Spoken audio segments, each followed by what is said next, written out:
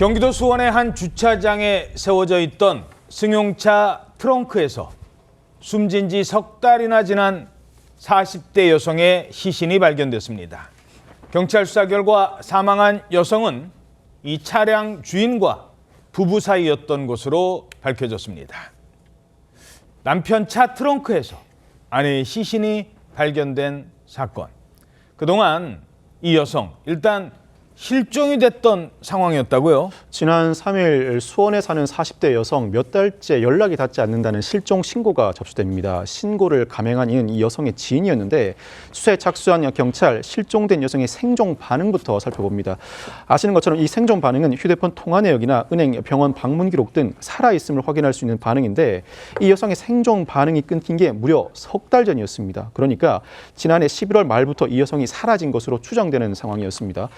실종된 지 석 달째라 이 정도 되면 보통 가족이 가장 먼저 신고를 하지 않습니까? 그렇죠. 그럼에도 불구하고 경찰에는 관련 신고가 전혀 접수된 바가 없었습니다. 어허. 실종된 여성의 남편 참고인 조사 과정에서 아내가 경제적 문제로 가출했다고 진술했는데 실종이 아니라 가출한 거다? 그렇습니다. 경찰이 탐문 조사를 진행해 본 결과 실종된 여성이 평소 남편과 사이가 좋지 않았고 다툼이 잦았다는 지인들의 진술을 확보하게 됩니다. 아내가 사라졌는데 남편은 실종 신고를 하지 않았습니다. 그리고 가출이라고 주장했습니다. 남편과 평소 사이가 좋지 않았다고 합니다. 그런데 단순히 사이가 안 좋았던 게 아니라 가정폭력으로 신고를 했던 그런 기록도 있었다고요? 네, 맞습니다. 여성이 사라진 게 지난해 11월 말인데요. 실종 전인 11월 9일에 부부 사이에 가정폭력 신고가 들어왔었다고 합니다. 당시 남편에게 폭행을 당한 아내가 집 밖으로 도망쳐서 일대를 수색하고 있던 순찰차에게 직접 신고를 했었다는 보도가 나왔는데요. 경찰은 당시 아내가 처벌을 원하지 않았고 또 폭행 정도가 경미해서 접근 금지 등의 이 임시 조치는 이루어지지 않았다고 전했는데 이 아내는 그리고 며칠 뒤인 11월 말부터 생존 반응이 없어지게 된 겁니다. 예. 자, 그러니까 생존 반응은 이미 지난해 11월부터 없었다는 겁니다. 그런데도 찾지는 않았어요. 자, 경찰 가장 유력한 용의자로 남편을 지목합니다. 아내가 사라진 석 달 동안 남편은 어디서 뭘 하고 있었습니까?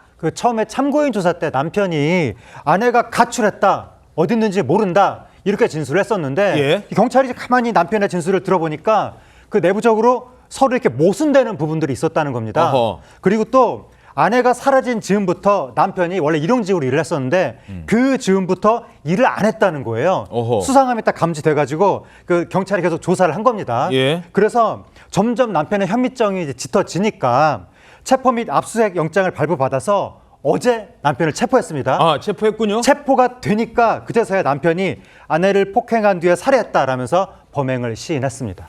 자, 그런데 시신을 보관한 장소가 상당히 충격적이었어요. 맞습니다. 남편은 아내의 시신을 자신의 차량 트렁크에 보관했다고 진술했습니다.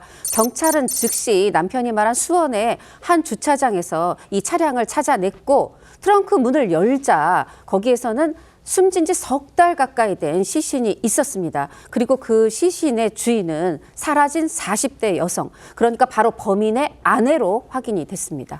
자신의 아내를 살해해놓고 그 시신을 무려 석 달 동안이나 트렁크에 보관했다. 왜 하필 거기였을까요? 프로파일러의 분석 들어보겠습니다.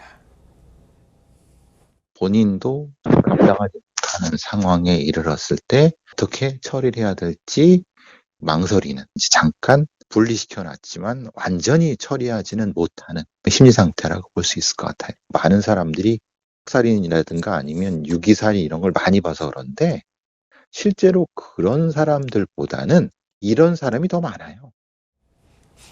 자, 보통 살인범들은 증거를 어떻게든 없애려고 할 텐데 차 안에 시신이 있었다. 이런 경우가 많습니까? 시신의 유기나 훼손 사실 쉽지 않습니다. 시신의 유기나 훼손을 실제로 시도하는 과정에서 적발 가능성을 높이다 보니 사건 발생 직후에 피의자들은 이 시신을 어떻게 처리해야 할지 깊은 고민에 빠지는 경우가 많은데 이 사건에서도 피의자 일단 이 시신을 차에 임시 보관하는 방법을 선택한 것으로 보입니다. 향후 어떻게 처리할지 계속 고민을 이어나갔던 것으로 보입니다. 그런데 이 차가 발견된 주차장, 이 남성이 사는 집 주차장이 아니었습니다.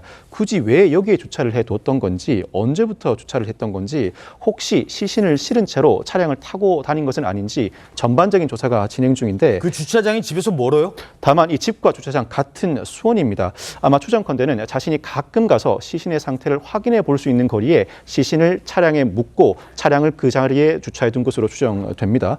경찰은 오늘 구속영장을 신청하고 여러 방향으로 조사를 진행할 예정인데 다만 가정폭력 신고 뒤에 임시 조치를 취하지 않아서 피해자가 죽임을 당하는 사건이 반복되면서 경찰의 부실 대응 문제도 도마에 오르고 있습니다. 예, 이미 가정폭력 신고까지 들어왔던 사람들이었습니다.